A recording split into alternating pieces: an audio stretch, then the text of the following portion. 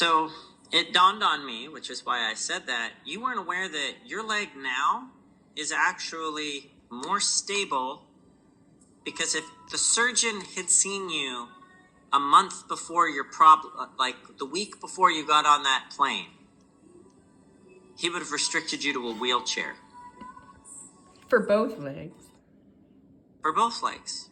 And he would have told you needed to start doing physical therapy before you were allowed to walk, because you were in danger of tearing all of the ligaments and tendons in both of your legs. And catastrophic fractures. Correct. That's what he would have told you. You were like, but I've always been like this. And you've been living on the edge of catastrophic failure for a long time. That's basically what Randy told you, correct? Because after I had that talk, I know you, the next time you went in for PT, you said, Lowell said something kind of funny. This is how you would have approached Randy, I think. He said, and then you would have directly quoted me. And he looked at it and he went, I increased my liability insurance because of the way that you actually approached your workouts. I'm not kidding. I thought he was kidding, and I laughed. You laughed. And then his admin person piped up, no, he seriously increased his liability insurance. We expected you to die. Or at least get shipped off to the ER. Seriously. So, at this point, because I have known this and thought you had been aware of this, Randy had thought you'd been aware of this, the doctor had thought you had been aware of this, most of your friends who've known you and have seen your progress have also been aware of this. At this point, if you complain about your body, you're exactly what you hate. You are the college student who signed up to become a veterinarian, doesn't like the fact that they have to memorize. You made it into vet school. You're getting a good grade. If you bitch and whine about it, nobody wants to hang out with you anymore, Ryan.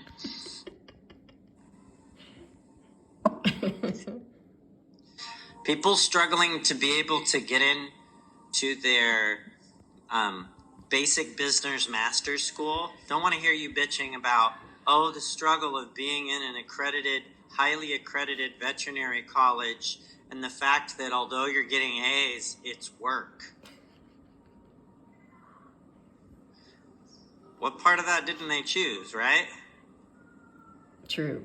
Did you have to do the physical therapy as well as you are? No. No. So that was kind of the perspective thing that I was trying to be able to go over, because literally every aspect of your life is better because of what you've gone through and not worse. Yes, and I was not aware, and I didn't think about it, which is why I spent a lot of time thinking about it. And I very much appreciated it because it did recalibrate, and it did make me realize also I wasn't being clear in what I was telling myself in many ways, but language, as you say, and as that paper suggested, and I reread it, is critical to how you move forward. And right. My analogies were the complete opposite, and so, but I needed that pointed out, and I appreciate it. Yeah, I'm like, hey, at this point, you have two different legs. Whether you call them a left-right, whether you call it your bionic leg, and you're having to do it the normal way leg, right? It doesn't really matter. I mean, the only parts you have that weren't bionic were the ankles because they hadn't been worked on. Now they're getting the same upgrade. So when your doctor says, yeah, you've had the super soldier serum on the rest of your body, the only thing left is your ankles. Other than that, none of your body is the same. No, it reformats every week. Which means that your knees are both better than they were pre-surgery. Both. Yeah.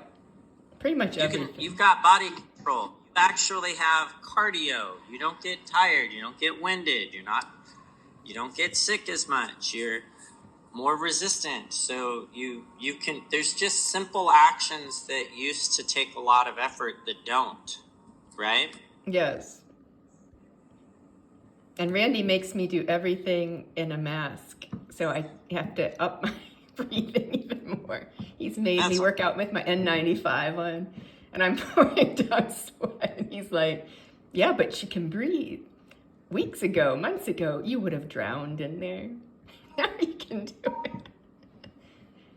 Right? My only reason for taking the mask Tell him off what I is told you. Did you tell him what I told you about that you're not going to be, you will break the rowing machine every yes, time unless you I that happen. did. And They're not designed for somebody to be able to go assist. They're only designed for 1 to 2 minutes at a time on the max yeah, resistance. 10 out of 10, yeah. For somebody doing a sprint. You use it for 20 to 30 minutes, it'll break every time. Yeah, I did tell him that, and he sent the one that he wanted me to upgrade, he sent it in for some kind of repair, the one I haven't touched yet. But then when I told him the Ace 2, or Act 2, sorry. And he's like, that's not what it's called. And then he searched and he can't find them anywhere. And I'm like, well, just wait till it comes back. That's what that is. And now he's convinced it's a different name, but I don't know. He said he was going to call whoever down campus. But because all they have is that one machine that's now not there for me to look at what the name is. But even if you search online, no, the one that has the other resistance that does it.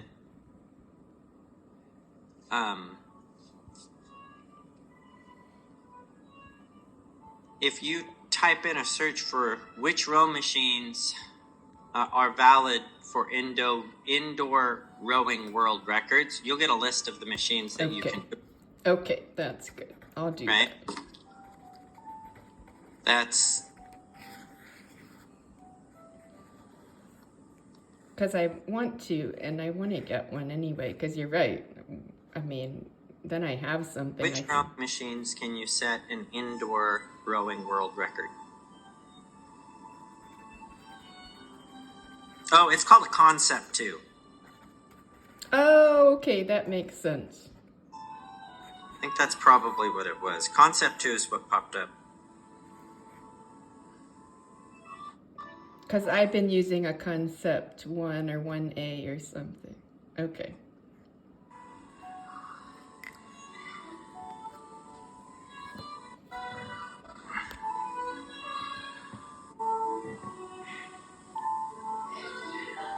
Probably Concept 2 is what I was thinking. Okay. He did say to thank you because he doesn't want to repair things every day. There might be more, but you can look at what it is. It's probably a Concept 2.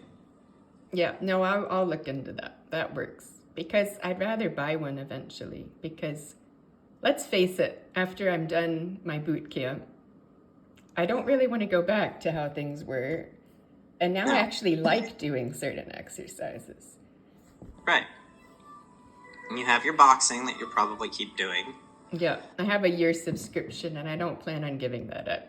So, and that I can actually go, once I don't have the PT every day or 6 days a week, there's like 4 boxing classes a day. So technically I could trade some out for other ones. Especially when they make the new one. Mm-hmm. So that'll be good.